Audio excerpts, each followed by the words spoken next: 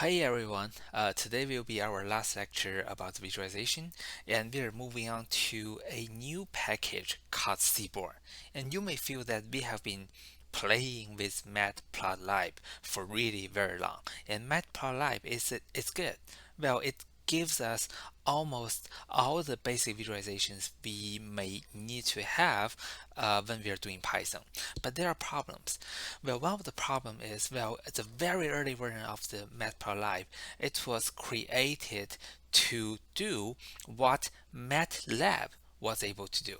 So it was created to be a Python package to substitute MATLAB. And by the way, if you know MATLAB, and that is a very different language. And probably as Python grow bigger and bigger, and there are programmers say, okay, if we have the visualization to do, we want to do that in Python, not in MATLAB. And later, well, as the world of the data science starts to grow, and then we have the pandas, and then we have the data frames, and then, well, Matplotlib is kind of behind the pace of the data science. So eventually, some people say, okay, you guess what? Matplotlib is okay, but we need something better. Well, and one of the big complaint will be the default pick of the colors, the default layout of the images or the plots may not be perfect. Okay, let me show you a quick example. So for this code, I'm just creating a code for a random walk, or a total of 6 random walks. So they all started from the 0, and then based on the different random numbers, some of them may go up, or some of them may go up and down, or they keep on going down. So anyhow, those are just 6 random lines. They don't mean anything. And if you want to plot them, we just plot those lines, and then with matplotlib, and ta-da, we have this. And there's nothing too bad, right? And then, well, let's try a different way. Yeah, a different way. We are going to import a new package called seaborn, and then we simply do a seaborn SNS, well, which is short for seaborn, and then we do a SNS set. Well, this is to say, okay, I'm still doing the matplotlib, but from now on, I want to use the default theme provided by seaborn instead of the default one from the matplotlib.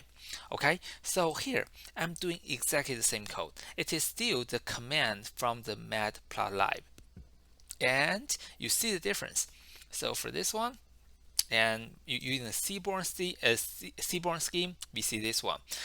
So we see there are a couple of things like the background color, and then the color picks for the 6 lines, and those colors are the colors I really love better than those colors. So for this one, well, my biggest plus will be they don't hurt my eyes that much. Okay, and then, well, other than this, the seaborn overrides this default theme of the matplotlib, and then it also gave us a few additional visualizations we are able to do. And uh, for this example, I created 2 normal distribution, and then, well, one is fatter and the other one is a little bit narrower. And then if I want to do a histogram, and then I'm showing both of them together, overlap together. Okay, and then if I want to do a seaborn KDE plot. So now this is the seaborn, right? So for this one, this is still matplotlib and then histogram, and for this one, I am doing the seaborn visualization, and then I can show this there are 2 columns, x and y, and then for each of them I do a KDE plot, and then you can see the good normal distribution curve. And if you want to do the bar chart and the curve together, and then that is a dist plot. So you can do the dist plot for the x-axis and the y-axis, and they still overlap on each other, and then you can see both the curve and the bar.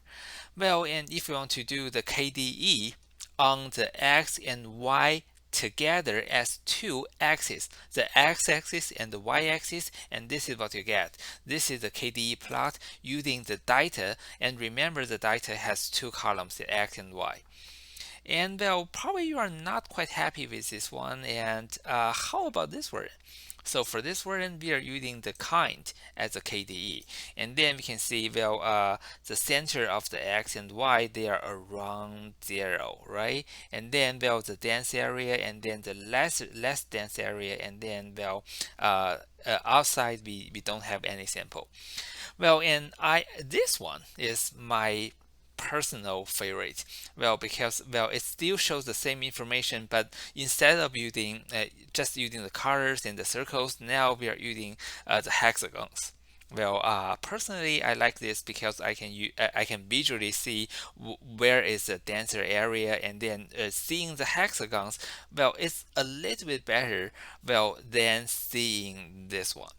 Okay, and then now here is an exercise, and we are going to load the MPG data, and this is a data set built in seaborn. So this is how you can load a built-in data from the seaborn.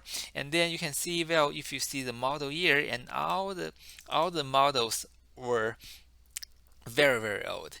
And well, first try to do a histogram for the model year, and then well, the next one, well, you can try to make it transparent a little bit by changing the alpha. And after that, you do a KDE plot using the MPG as the x-axis and the horsepower as the y-axis. And this is you are supposed to see, well, they are negatively correlated, because if you want to have a high MPG, well, and the horsepower can't be very high. And if you have a strong muscle car, and then the MPG is supposed to be lower, right? So go ahead and fill in the code here, and I will show you my solution in the next video.